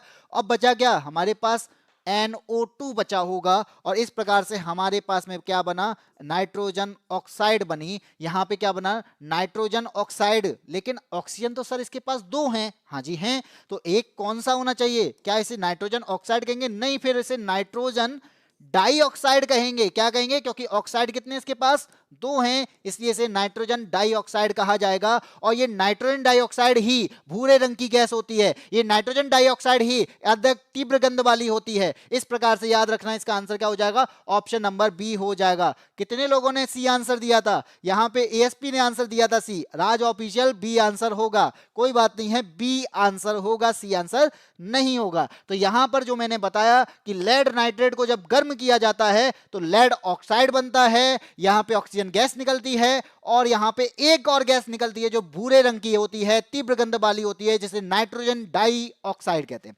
ठीक है, हाँ जी बिल्कुल। चलिए, यहां पे हो गए आपके 21 क्वेश्चन और इन 21 क्वेश्चन को मैंने जो सॉल्व कराया ना, ये सॉल्व बहुत बेहतरीन तरीके से चीजों को समझाने की कोशिश की है। आपको मैं बता दूं कि ऐसे ही क्वेश्चन आपके एग्जाम में पूछे गए हैं। आपको ये भी बता दूं कि सेम क्वेश्चन भी आपको एग्जाम में मिल सकते हैं, ये भी चीज मैं आपको बता देता हूं। क्योंकि भाई एक चीज बताओ, लेड नाइट्रेट को गर्म करोगे तो भाई लेड ऑक्साइड ही बनेगा, आपको लेड ऑक्साइड के अलावा क्या बन जाए, नाइट्रोजन डाइऑक्साइड हो जाएगा। तो इस प्रकार से आपके पास में बहुत सारे आंसर मिलने वाले हैं। ठीक है, तो ये आपको यहाँ पे आपका जो 21 है वो होता है कंप्लीट। और इसी प्रकार से आज की क्लास में हम रखते हैं इतना ही। कल आपको फिर से ये क्लास मिलेगी और ये आपको क्लास रोजाना मिल रही है। तो बेटा ग्रुप डी की अगर तैयारी कर चुके हो और आप चाहते हो प्रैक्टिस कर ले, आप चाहते हो एक्सपेक्टेड क्वेश्चंस भी मिल जाएं, आप चाहते हो कि जो क्वेश्चंस आ रहे हैं ऐसे क्वेश्चन भी मिल जाएं, और आप चाहते हो प्रीवियस ईयर भी ऐड हो जाएं, तो सब कुछ आपको एक जगह पे कंबाइंड करके दे दिया जा रहा है। रोजाना लगभग मैं 20 से 21 क्वेश्चन करा ही रहा हूं और ये 21 क्वेश्चन आपके एग्जाम के लिए बहुत इंपॉर्टेंट है। यहां से मैंने वही टॉपिक उठाए हैं जिनसे एग्जाम बन रहा है, वही टॉपिक में लेके आया हूं जिनसे एग्जाम में पूछा जा रहा है। यहां पे अदर चीजों को मैंने हटा दिया है कि एक्स्ट्रा में चीजों को नहीं कराना, केवल वो टॉपिक लो जो एग्जाम में पूछे जा रहे हैं। तो सारे क्वेश्चन आपके एग्जाम में पूछे जा रहे हैं जितने भी मैंने यहां पे आपको कराए हैं। बाईएससी ऐप की बात करूं तो बेटा सारी चीजें अगर आपको अच्छे से समझनी है तो आपको और कोर्सेज भी लेने हैं, समझना है कि और क्या क्या पढ़ा जा सकता है, तो बस बेटा बाईएससी ऐप पर आ सकते हैं। और ये बाईएससी ऐप को डाउनलोड कर रजिस्टर करेंगे, फिर लॉगिन करेंगे, और जैसे ही आप लॉगिन करेंगे तो आपको यहां पे पेड कोर्सेज दिख जाएंगे। बेटा 99 में कोर्सेज दे रहे हैं हम लोग, 99 रुपए में बहुत सारे कोर्सेज आपको प्रोवाइड किए जा रहे हैं। याद रखना, इतना सस्ता आपको कहीं और मिलने वाला नहीं है, और इससे बेहतरीन तरीके से कंटेंट को प्रोवाइड करना भी कहीं पर और नहीं मिलने वाला है। याद ये चीज मैं कहता हूं कि जो पेड कोर्सेज आपको प्रोवाइड किए जा रहे हैं ना, 100 रुपए में इतना अच्छे तरीके से आपको पढ़ाया जा रहा है। चाहे किसी की भी क्लास उठा के देख लो, चाहे आप मैथ्स की क्लास उठा के देख लो, चाहे आप पॉलिटी की क्लास उठा के देख लो, चाहे साइंस की क्लासेस उठा के देखो, चाहे ज्योग्राफी की देखो, रीजनिंग की देखो, कोई भी क्लास आप उठा के देखो, डेमो देख सकते हो। डेमो देखने के बाद आपको खुद समझ में आ जाएगा कि 99 एक पैसा वसूल है। पैसा वसूल, ऐसा पैसा वसूल है कि जो कहीं ना कहीं आपको जॉब तक लेके जाएगा। बेटा 99 रुपए में 30-30, 40-40, 50-50 हजार तक की जॉब मिल जाए तो बेटा इससे बेटर ऑप्शन आपको कहीं नहीं मिल सकता है। बाकी का मैं आपको बता दूं कि हमारे पास में जितनी भी क्लासेस दी जाती हैं, कुछ नोट्स आपको फ्री में भी प्रोवाइड किए जाते हैं, और आप चाहते हैं फ्री में भी बहुत कुछ मिले तो बेटा वो बाईएससी एप्लीकेशन ही आपको प्रोवाइड कर रही है। बहुत सारी टेस्ट सीरीज आपको यहाँ पे फ्री में प्रोवाइड की जा रही हैं, तो चाहते हैं कि बहुत अच्छी टेस्ट सीरीज भी हमें प्रोवाइड की जाए तो इसी जगह पर आपको मिलने वाली है। ठीक है, ये बात अगर आपको समझ में आ गई हो तो बाईएससी आप जरूर डाउनलोड करिएगा। बाकी का आज की क्लास में इतना ही, और इसी टाइम पे आपको 12 बजे हम रोजाना मिलते रहेंगे। और ये क्लास आपके लिए बहुत बेनिफिट वाली क्लास होने वाली है, जो आपको साइंस के क्वेश्चंस को बहुत अच्छे तरीके से सॉल्व कराकर 25 में 25 नंबर लाने के लिए तैयार रखेगी। ठीक है, वेरी सुपर क्लास थी बिल्कुल। Satyaman good afternoon. गुड भाई, क्लास खत्म होगी। बबलू यादव जीके की क्लास कब होती है? जीके की क्लास भी आपकी बहुत जल्दी स्टार्ट होने वाली है, तो हम पूरी तरीके से सारी क्लास लेके आए। ठीक है, चलिए आज की क्लास में इतना ही, और इस टाइम पे फिर मिलेंगे 12 बजे। रोजाना आप हमारे साथ में जुड़ सकते हैं, साइंस की प्रैक्टिस कर सकते हैं, एक्सपेक्टेड क्वेश्चन को भी साथ में देख सकते हैं। और इसकी पीडीएफ चाहिए तो आपको टेलीग्राम चैनल भी डाउनलोड टेलीग्राम चैनल पे जाना पड़ेगा, और बाईएससी एप्लीकेशन पर आप जा सकते हैं। ठीक है, तब तक के लिए जय हिंद, जय भारत।